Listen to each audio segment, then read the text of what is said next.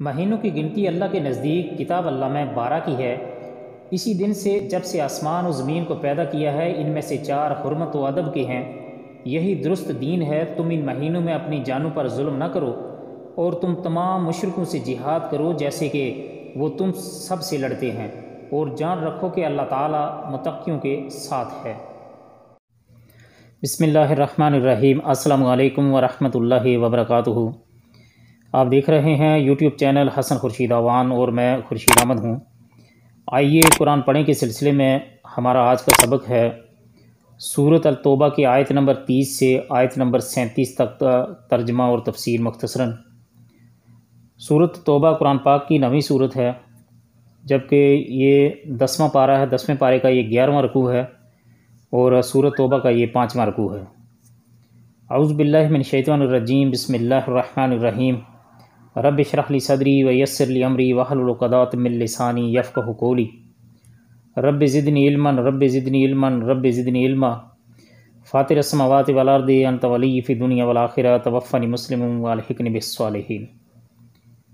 وقالت الیہود عزیر ابن اللہ وقالت النصارى المسیح ابن اللہ ذالک قولہم بافواہہم یضاہئون قول الذین کفروا من قبل قاتلہم اللہ انا یؤفکون۔ اس آیت مبارکہ کا ترجمہ ہے، اللہ سبحانہ تعالیٰ کا فرمان ہے، یہود کہتے ہیں عزیر اللہ کا بیٹا ہے، اور نصرانی کہتے ہیں مسیح اللہ کا بیٹا ہے۔ یہ قول صرف ان کے منہ کی بات ہے، اگلے منکروں کی بات کی یہ بھی نقل کرنے لگے۔ اللہ انہیں غارت کرے وہ کیسے پلٹائے جاتے ہیں۔ اتخذوا احبارهم ورهبانهم اربابا من دون اللہ والمسیح ابن مریم وما امروا الا ليعبدوا الہا واحدا لا الہ الا ہو سبحانہ عما یشرکون۔ ان لوگوں نے اللہ کو چھوڑ کر اپنے عالموں اور درویشوں کو رب بنایا ہے، اور مریم کے بیٹے مسیح کو، حالانکہ انہیں صرف ایک اکیلے اللہ ہی کی عبادت کا حکم دیا گیا تھا، جس کے سوا کوئی معبود نہیں، وہ پاک ہے ان کے شریک مقرر کرنے سے۔ اس کی تفسیر حضرت عدی بن حاتم کی بیان کردہ حدیث سے بخوبی ہو جاتی ہے۔ وہ کہتے ہیں کہ میں نے نبی صلی اللہ علیہ وآلہ وسلم سے یہ بات سن کر عرض کیا کہ یہود و نصارہ نے تو اپنے علماء کی کبھی عبادت نہیں کی، پھر یہ کیوں کہا گیا کہ انہوں نے ان کو رب بنا لیا؟ آپ صلی اللہ علیہ وسلم نے فرمایا، یہ ٹھیک ہے کہ انہوں نے ان کی عبادت نہیں کی، لیکن یہ بات تو ہے نا کہ ان کے علماء نے جس کو حلال قرار دے دیا اس کو انہوں نے حلال، اور جس چیز کو حرام کر دیا اس کو حرام ہی سمجھا، یہی ان کی عبادت کرنا ہے۔ یہ صحیح ترمذی شریف کی حدیث ہے۔ کیونکہ حرام و حلال کرنے کا اختیار صرف اللہ تعالیٰ کو ہے، یہی حق اگر کوئی شخص کسی اور کے اندر تسلیم کرتا ہے تو اس کا مطلب یہ ہے کہ اس نے اس کو اپنا رب بنا لیا ہے۔ اس آیت میں ان لوگوں کے لیے بڑی تنبیہ ہے جنہوں نے اپنے پیشواؤں کو تحلیل و تحریم کا منصب دے رکھا ہے، اور ان کے اقوال کے مقابلے میں وہ نصوص قرآن اور حدیث کو بھی اہمیت دینے کے لیے تیار نہیں ہوتے۔ یریدون ان یطفئوا نور اللہ بافواہہم یأبی اللہ الا ان یتم نورہ ولو کرہ الکافرون۔ یریدون وہ چاہتے ہیں، ان کہ وہ یطفئوا بجھا دیں، نور اللہ اللہ کا نور بافواہہم اپنے منہ سے، ویأبی اللہ اور نہ رہے گا اللہ الا مگر، ان یہ کہ یتم پورا کرے، نورہ اپنا نور، ولو خواہ کارہا پسند نہ کریں، الکافرون کافر کی جمع کافرون ہے۔ وہ چاہتے ہیں کہ اللہ کے نور کو اپنے منہ سے بجھا دیں، اور اللہ تعالیٰ انکاری ہے مگر اسی بات کا کہ اپنا نور پورا کرے، گو کافر ناخوش ہی رہیں۔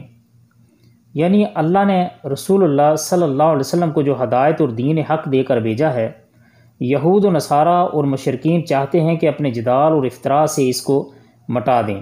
ان کی مثال ایسی ہی ہے جیسے کوئی شخص سورج کی شعاؤں کو یا چاند کی روشنی کو اپنی پھونکوں سے بجھا دے۔ پس جس طرح یہ ناممکن ہے، یعنی جس طرح سورج اور چاند کو پھونکوں سے بجھانا ناممکن ہے، اسی طرح جو دین حق اللہ نے اپنے رسول کو دے کر بھیجا ہے اس کا مٹانا بھی ناممکن ہے۔ وہ تمام دینوں پر غالب آ کر رہے گا، جیسا کہ اگلے جملے میں اللہ نے فرمایا کافر کے لغوی معنی ہیں چھپانے والا۔ اسی لیے رات کو بھی کافر کہا جاتا ہے کہ وہ تمام چیزوں کو اپنے اندھیروں میں چھپا لیتی ہے۔ کاشتکار کو بھی کافر کہتے ہیں کیونکہ وہ غلے کے دانوں کو زمین میں چھپا دیتا ہے۔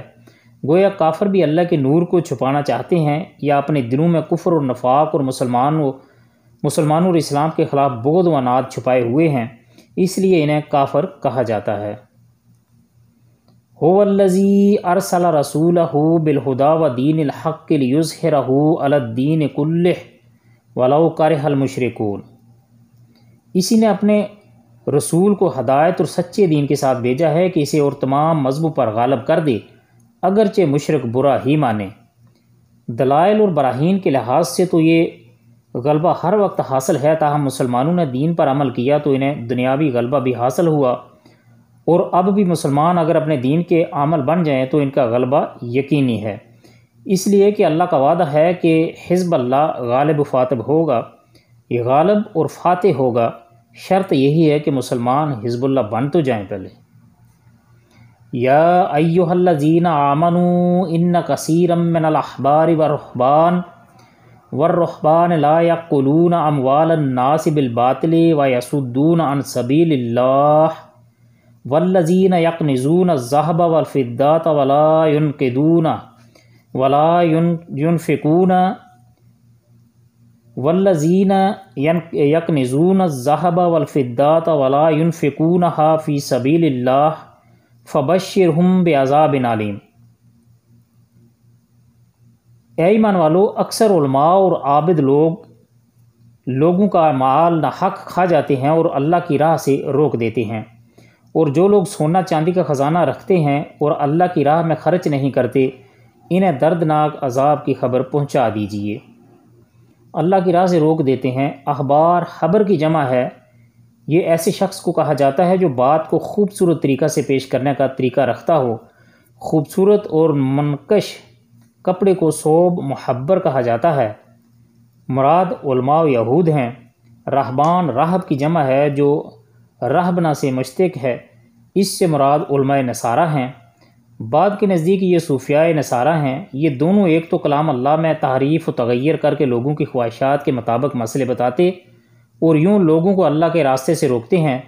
نبی صلی اللہ علیہ وسلم کا یہ فرمان باب کا عنوان ہے، تم پچھلی امتوں کے طور طریقوں کی ضرور پیروی کرو گے۔ حضرت عبداللہ بن عمر فرماتے ہیں کہ یہ زکوٰۃ کے حکم سے پہلے کا حکم ہے، یعنی یہ جو حکم دیا کہ اور اللہ کی راہ میں خرچ نہیں کرتے انہیں دردناک عذاب کی خبر پہنچا دیجیے، تو اس بارے میں حضرت عبداللہ بن عمر فرماتے ہیں کہ یہ زکوٰۃ کے حکم سے پہلے کا حکم ہے۔ زکوٰۃ کا حکم نازل ہونے کے بعد زکوٰۃ کو اللہ تعالی نے مال کی طہارت کا ذریعہ بنا دیا ہے، اس لیے علماء فرماتے ہیں کہ جس مال سے زکوٰۃ ادا کر دی جائے وہ خزانہ نہیں ہے، اور جس مال کی زکوٰۃ ادا نہ کی جائے وہ کنز یعنی خزانہ ہے، جس پر یہ قرآنی وعید ہے۔ چنانچہ صحیح حدیث میں ہے کہ جو شخص اپنے مال کی زکوٰۃ ادا نہیں کرتا، قیامت والے دن اس کے مال کو آگ کی تختیاں بنا دیا جائے گا، جس سے اس کے دونوں پہلوں کو، پیشانی کو اور کمر کو داغا جائے گا۔ یہ دن 50,000 سال کا ہوگا اور لوگوں کے فیصلے ہو جانے تک اس کا یہی حال رہے گا۔ اس کے بعد جنت یا جہنم میں اسے لے جایا جائے گا۔ یہ حدیث صحیح مسلم شریف میں ہے۔ یہ بگڑے ہوئے علماء اور صوفیاء کے بعد بگڑے ہوئے اہل سرمایہ ہیں۔ تینوں طبقے عوام کے بگاڑ میں سب سے زیادہ ذمہ دار ہوتے ہیں۔ یوم یحمى علیہ فی نار جہنم فتقوی بہا جباہہم وجنوبہم وظہورہم ھذا ما کنزتم لانفسکم فذوقوا ما کنتم تکنزون۔ جس دن اس خزانے کو آتش دوزخ میں تپایا جائے گا، پھر اس دن ان کی پیشانیاں اور پہلو اور پیٹھیں داغی جائیں گی۔ ان سے کہا جائے گا یہ ہے جسے تم نے اپنے لیے خزانہ بنا رکھا تھا، پس اپنے خزانوں کا مزہ چکھو۔ ان عدت الشہور عند اللہ 12 شہرا فی کتاب اللہ فی کتاب اللہ یوم خلق السماوات والارض منها اربعات حرم ذالک الدین القیم فلا تظلموا فیہن انفسکم وقاتلوا المشرکین کافۃ کما یقاتلونکم کافۃ وَاعْلَمُوا أَنَّ اللَّهَ مَعَ الْمُتَّقِينَ۔ اس آیت مبارکہ کا ترجمہ ہے، مہینوں کی گنتی اللہ کے نزدیک کتاب اللہ میں 12 کی ہے۔ اسی دن سے جب سے آسمان و زمین کو پیدا کیا ہے، ان میں سے 4 حرمت و ادب کے ہیں۔ یہی درست دین ہے۔ تم ان مہینوں میں اپنی جانوں پر ظلم نہ کرو، اور تم تمام مشرکوں سے جہاد کرو جیسے کہ وہ تم سب سے لڑتے ہیں، اور جان رکھو کہ اللہ تعالیٰ متقیوں کے ساتھ ہے۔ فی کتاب اللہ سے مراد لوح محفوظ یعنی تقدیر الہی ہے، یعنی ابتدائے آفرینش سے ہی اللہ تعالیٰ نے 12 مہینے مقرر فرمائے ہیں، جن میں 4 حرمت والے ہیں، جن میں قتال و جدال کی بالخصوص معاونت ہے۔ اسی بات کو نبی کریم صلی اللہ علیہ وسلم نے ایسے بیان فرمایا ہے کہ زمانہ گھوم گما کر پھر اسی حالت پر آ گیا ہے جس حالت پر اس وقت تھا جب اللہ نے آسمانوں اور زمین کی تخلیق فرمائی۔ سال 12 مہینوں کا ہے، جن میں 4 حرمت والے ہیں، 3 پے در پے ذوالقعدہ اور ذوالحجہ اور محرم، اور چوتھا رجب جو جمادی الاخرہ اور شعبان کے درمیان ہے۔ صحیح بخاری۔ زمانہ اسی حالت پر آ گیا ہے کا مطلب مشرکین عرب مہینوں میں جو تاخیر اور تقدیم کرتے تھے، جس کی تفصیل آگے آ رہی ہے، اس کا خاتمہ ہے۔ یعنی ان مہینوں کا اسی ترتیب سے ہونا جو اللہ نے رکھی ہے، اور جن میں 4 حرمت والے ہیں، اور یہی حساب صحیح اور عدد مکمل ہے۔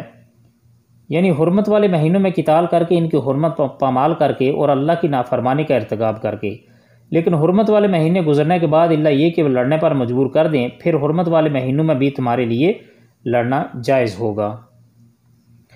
انما النسیء زیادات فی الکفر یضل بہ الذین کفروا یحلونہ عاما ویحرمونہ عاما لیواطئوا عدۃ ما حرم اللہ فیحلوا ما حرم اللہ زین لہم سوء اعمالہم واللہ لا یہدی القوم الکافرین۔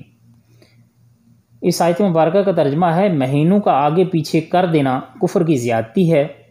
اس سے وہ لوگ گمراہی میں ڈالے جاتے ہیں جو کافر ہیں۔ 1 سال تو اسے حلال کر لیتے ہیں، اور 1 سال اس کی حرمت والا کر لیتے ہیں کہ اللہ نے جو حرمت رکھی ہے اس کے شمار میں تو موافقت کر لیں، پھر اسے حلال بنا لیں جسے اللہ نے حرام کیا ہے۔